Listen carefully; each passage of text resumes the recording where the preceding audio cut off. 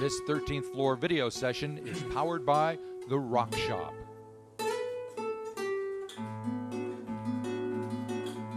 Okay, anytime. Cool.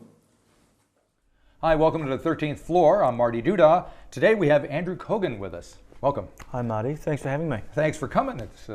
You're getting away from the States and coming back home for a little summertime action in New Zealand, huh? I know, it's nice to have a little reprieve from the intense socio-political climate that is the United States of America at the moment. Yes. Well, the last time I spoke to you, I think you had just moved to the West Coast from New York.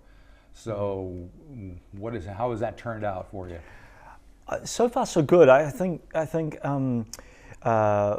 LA is a slow grow. Uh-huh. If I would liken New York to more of a quick, passionate affair, I would say that Right. LA is the slow, getting to know one another type relationship. Slow, but maybe has more potential longer term. Well, that's an interesting, because I've never warmed to LA, but I've only been there like a day or two at a time, so maybe that's the problem, whereas I love New York City. It feels like LA's a less, maybe less accessible or immediately accessible city. It's so big. Mm-hmm. It's almost like a series of satellite cities, of villages that you kind of, once you find your place, you're there. I think New York has sort of, greater interaction, and right. it's a sort of a leveler as a city. You're all on the subway together. You're all going to things together. You're all moving about the city within a few mile sort of radius. Yeah. Whereas everybody in LA is in their own little cars, doodling along in their own little places. More of that. Yeah. Have you kind of glommed onto a music scene in LA? Yeah, I mean it seems like most of the bands tend to gravitate around Echo Park, Silver Lake, Highland Park, the sort of more East LA type areas, even into West Hollywood. I've been living in Santa Monica, but we'll be moving to East LA when I get back after summer. So, for example, my bandmates all live in East LA. Right. Most of my musical friends live in East LA. That seems to be where it's happening. It's where all the rehearsal spaces are. It's where all the venues are. Gotcha. Very good. So you've been back here for a month or so now, right? Yeah. You're going to be touring, so we'll talk about that. But you're going to play a few songs for us, and the first one we're going to hear is the latest single off of the album Every Orchid Offering, which is Something Going On. So what can you tell us about that before... Something going on. Oh, I have a little... Yes, Twig is here. I have a little friend here. This was unexpected, Marty. She photobombs every interview these days. So. She's like, you're not talking without me being here. That's right. Well, at least she's not biting you. She's pretty cuddly at the moment. I'd like to keep it that way. Something Going On is it's essentially about long distance dating. Right. And I think the underlying sentiment would be that we're kind of... I think this album made me rethink relationships and love and how we coexist. And I think that song in particular is the sentiment is that we're kind of all on loan. We don't really stay with anyone forever. And there's a certain kind of beauty with that as well. And I think that once you stop holding on to that, it perhaps gives our relationships, be they friendships or romantic relationships, a kind of heightened importance, perhaps a greater intensity, because we don't take it for granted. So that song certainly is about trying to understand another person from a long way away, across the other side of the world, and working out how to communicate and make that work, and realizing that it may not work, but that things work for a finite period of time. Right. All right, well, let's give it a listen. This is Something Going On.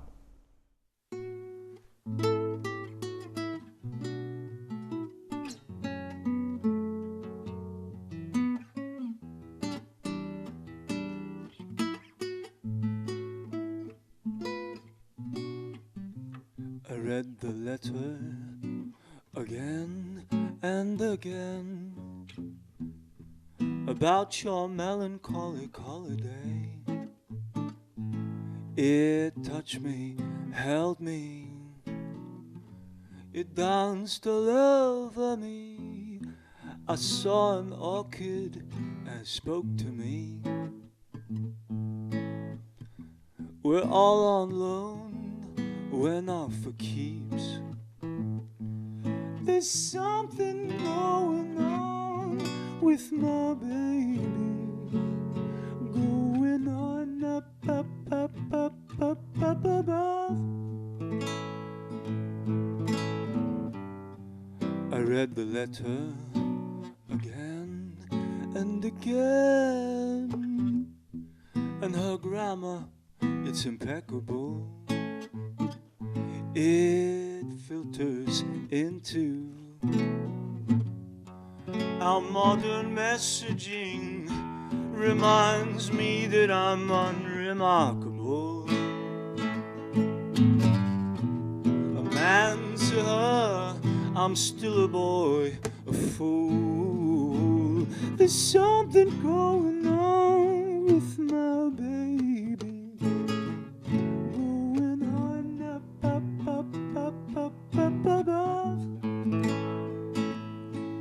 There's something going on with my baby, going on up, up, up, up, up, up above.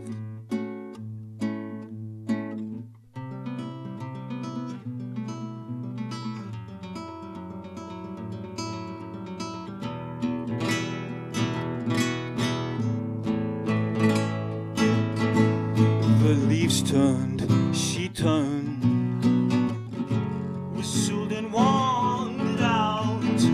We lived in Brooklyn, where the stream would end. I said I'd see her when our streets smelled again. There's something going on.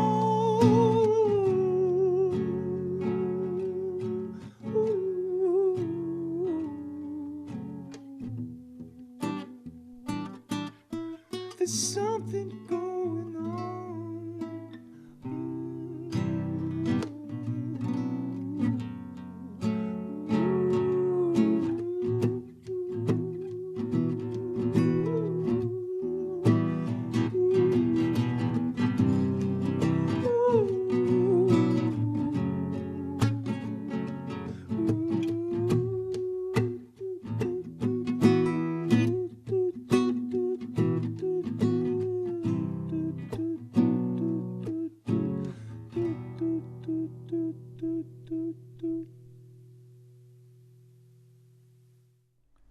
Welcome back to the 13th Floor. We're here with Andrew Koeghan, and we've just heard his new single, Something Going On.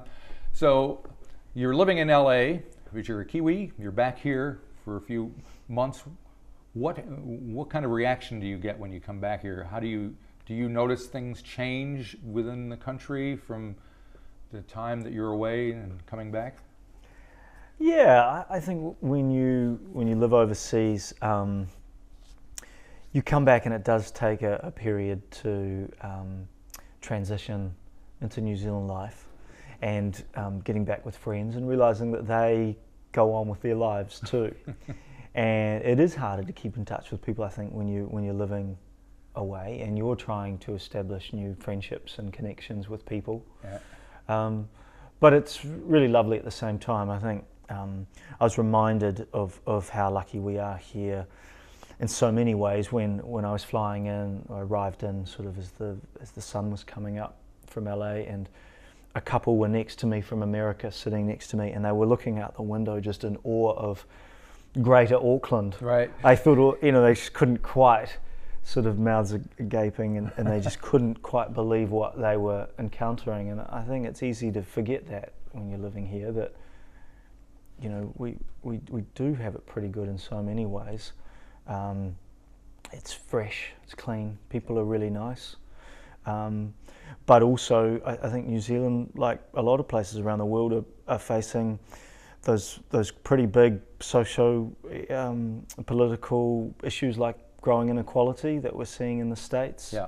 And so, like a lot of New Zealanders, they're the kind of things I'd love to see addressed here as well, because for a small country, I don't think that there's any excuse for Right, because the good thing how about people that I've are. noticed from being here the 22 years that I have is that the capability of change is much more capable here than it is, say, in a big country like the United States. New government moves in, they want to do something, they can actually affect change without too much trouble, whereas in the U.S., everything kind of lumbers along no matter who's running the place, it seems Yeah. like. So you can actually have some effect, make some effect on things. So. Yeah, we have the advantage of being smaller and malleable Yep. and able to make change quickly. And you know, I hope that we really do start taking care of things, business here as well, before we look too global and have too global a mindset, because, you know, it'd be nice to get things right here. Yes, indeed. Now, have you been making any music while you're here?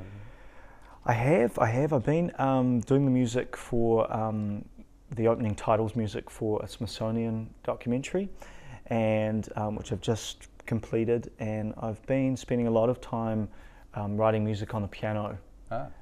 So that's sort of become a new interest for me, is composing more on the piano, which I'm enjoying. Writing some new songs. Some of that on the next record, huh? I think so, on the next record, definitely. Cool. Well, we're going to hear another tune from the most recent record.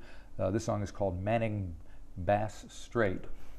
I was going to say bass, but that would be wrong. It does read as bass, doesn't it? Yes, it does. Manning Bass Straight.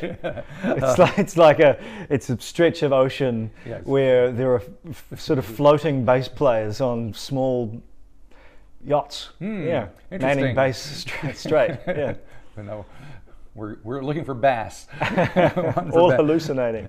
Exactly. Yeah. So what's behind this song? What was the inspiration there? This song, Manning Bass Straight, I wrote while I was writing much of the album over in Piha, West Auckland. And I was in a house right on the beach in front of Lion Rock, and I would see the storms roll in, and actually roll in right across the top, over the top of the house, which was quite a wonderful thing. And it got me thinking a little bit about the notion of a lighthouse keeper on his own, unfortunately hallucinating. He suffers from hallucinations, which is an unfortunate thing in his line of work, right? Trying to bring in ships. And he's contemplating a marriage that he's been in for a long time and wants to get out of. Again, probably ties into what I was thinking about, right, in terms of relationships and you know, these kind of conundrums. Very good. All right, well, let's give it a listen. This is Manning Bass Straight.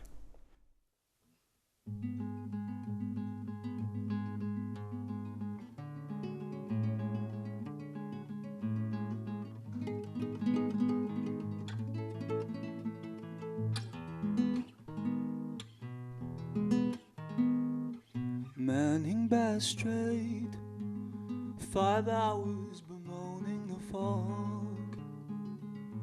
I saw his skin turn from gold to a marlin grey. Cursed the yawning light and strained, merciless cordoning the joy.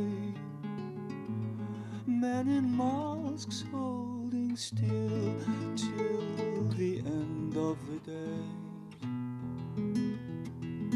Winters break, it's not over. Awake and stay, it's not over. God, is this unionable? Waiting, waiting. As the blue rolled in, I saw the prodigal son turn a modest itch into a nervous one. Here's a house, here's a man and his maddening clock. Men in boats lie praying for a marriage. gold. Winters break, it's not over. Awake and stay, it's not over. God, is this union a bore? Waiting, oh, I need space, metaphors, oh, God, is this union a bore? Waiting, waiting, waiting, waiting, waiting.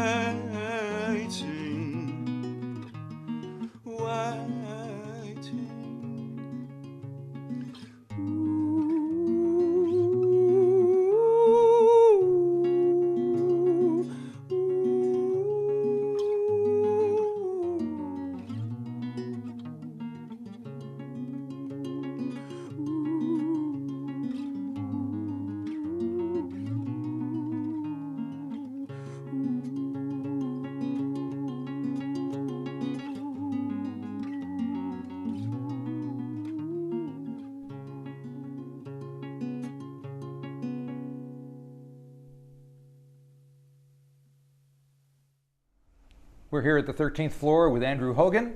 Let's do that again. I wrote Hogan from Hogan's Heroes. Yes. One of my favorite shows growing up. It's a classic. Yeah, Hogan's Heroes. We'll do it again. I think you should keep that one. I think at least Andrew get your Koeghan. name right. I grew up actually wanting to be Hulk. Did you? Hulk Hogan was my playground Right. name, Yeah. and was not the scariest 8-year-old at all. More sort of proportion, more like a speck of dust. But Hulk Hogan, as soon as I used that, Marty, Changed everything. I Huh? saw kids running for the hills. All right. Well, we'll have to leave that in now. So Andrew Koeghan, you're going to be touring around. We got a few dates in New Zealand, and you put a little band together. Mm-hmm. Tell folks what's going to be happening. Yeah, we're playing 5 shows. I am doing a solo show in New Plymouth on the 8th of April. Then we start with the band on the 21st of April in Christchurch. Mm-hmm.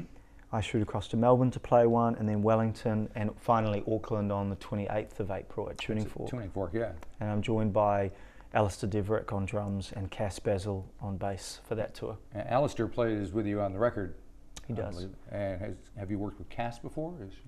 I haven't, but Cass plays with Tiny Ruins. Right.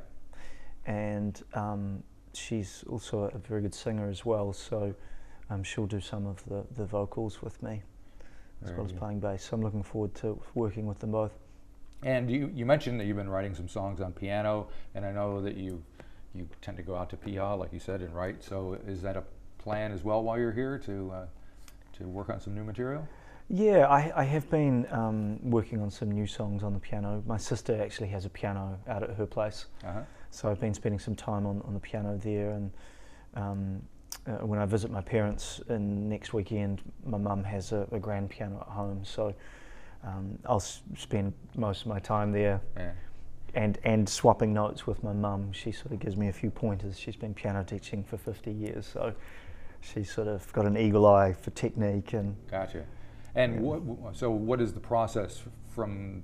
How long does it take you from writing the songs to actually us getting a chance to hear them in a recorded form at some point? I think it'll be a couple of years away, and I do take my time. Mm-hmm. And there was a few years between the first album and this last one that came out, and I'm rethinking how I do this next album. I'd like to do something quite different, and I'd also like some other singers to perform some of the songs as well. Ah, okay. And maybe this last album was a precursor to that, because half of the songs are duets anyway. Right. Excellent. All right. Well, the last song that we're going to hear from you is an older one. It's Spots on the Leaves. That's from previous album, correct? That's right. And Yeah. what can you tell me about that? Boy, yeah, it's a few years ago. Remembering what this yourself song's back. about, I will have to take myself back. Yeah, I know spots on the leaves is a song contemplating our mortality. So it's about two people, an older couple who've been together for a long time, and considering that one of them might be going soon, and the fear that one of them might go in their sleep. So, yeah, it sounds like a rather macabre theme for a song, but I think that there's also some hope reflected in the song as well. Excellent. And also just an acceptance that Yeah.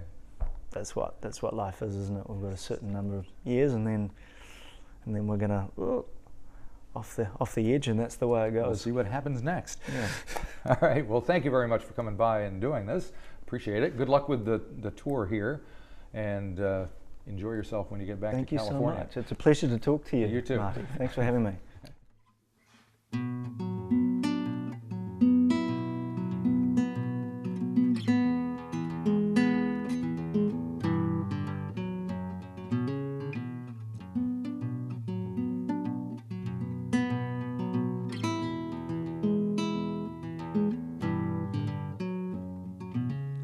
Spots on the leaves, piles coarse breeze, another falls heavier each year. The branch is strong, so what is wrong at 4 o'clock in the morning? You can hear, you can hear.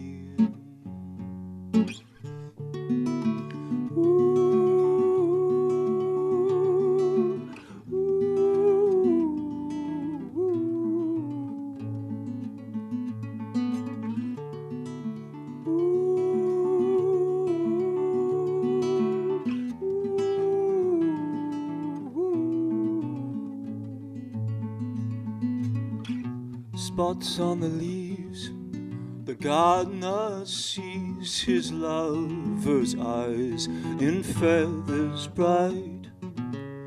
There's a frown creased and mild, there's a clock gone wild, 5 o'clock in the morning. You can hear, you can hear. One was wobbling on the worst streams. Don't go wallowing into cold streams. One was wobbling on the worst streams. Don't go wallowing into cold streams.